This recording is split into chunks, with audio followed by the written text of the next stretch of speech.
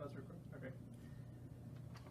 Hi, my name is Tori, and I will be going over the functional gait assessment for today, the FGA. It is a modified version of the DGI test. It's for a slightly higher level functioning patients, but it's a good test for a broad spectrum of different types of patient presentations, but it does give very good results for specific populations such as Parkinson's, and is very good for measuring their progress as they continue with therapy. And today I will be working with Megan, and we're just going to get started here. Megan, I'm Tori. I'm a physical therapist student, and I'm going to be taking you through this test. And first, we'll just work on walking on a level surface. So I'll have you stand right here at the line, and I'm going to follow you as you walk here. And I just want you to walk from here to the next mark there, whenever you're ready.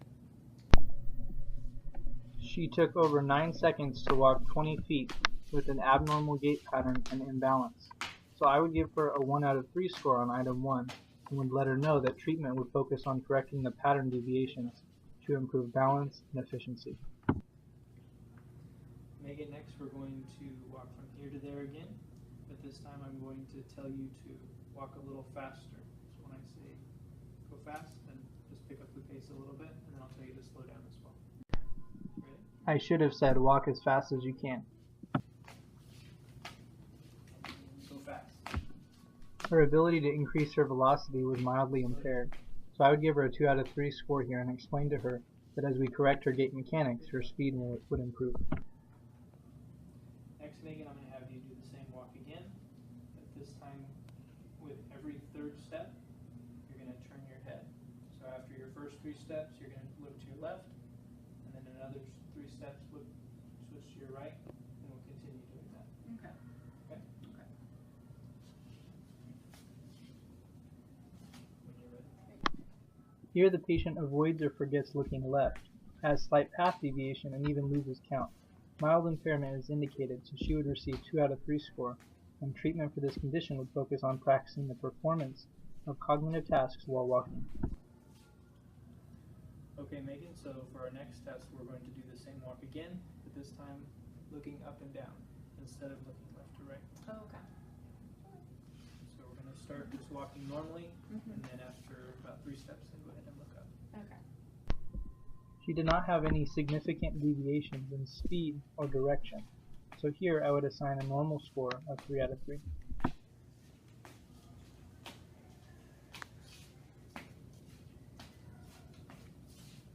And stop. Good job.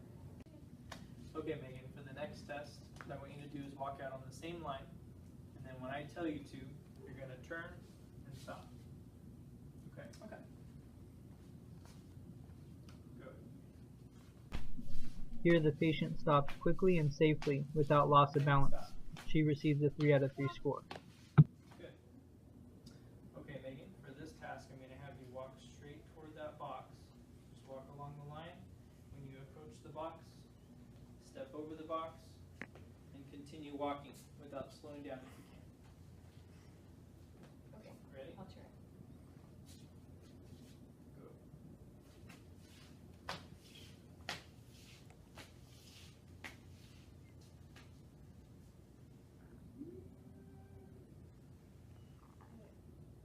I don't feel comfortable with Okay. this. I think we'll try a little smaller object if that's okay with you. Okay.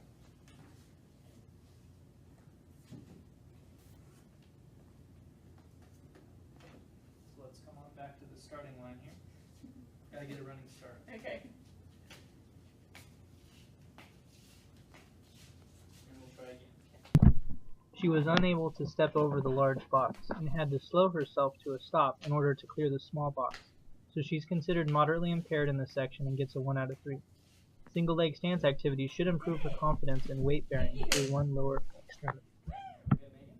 So for this task, I'm going to have you place one foot in front of the other, and we're going to walk like this along the line. Try to go as far as you can, walking just like that. Okay. I should have had her walk with arms crossed for this test, but as you can see she's not able to walk in tandem whatsoever. She receives a 0 out of 3 for this item. I would prescribe simply standing in tandem, maybe even with weight shifting front to back, which would help to improve her narrow base of support. Good. And rest. All right, Megan. Next one I'm going to have you do is close your eyes, and we're just going to walk down the blue line here. Okay. And when you're ready to start. All right. Here the patient took over 9 seconds to complete the task, but closing her eyes did not cause deviation outside the walkway width. She seems confident, but her poor gait mechanics slow her down. Again, in this case, fixing the mechanics should fix everything. Her moderate impairment earns her a score of 1 out of 3. Turn backward. We're going to walk backward Okay. down the line. I'll tell you when to stop. Ready? Ready. Begin. The patient walks the distance, but does so with an extremely slow pace and a very abnormal gait pattern. 1 out of 3 is the given score.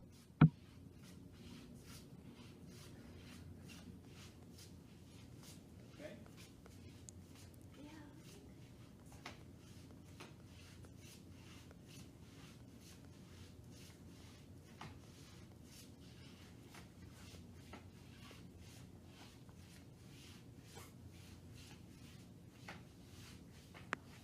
That's good. Okay, so next, Megan, we're going to go up the stairs here, and what I'll have you do is go up them just as you would at home. So if you use the rails, that's fine. Okay.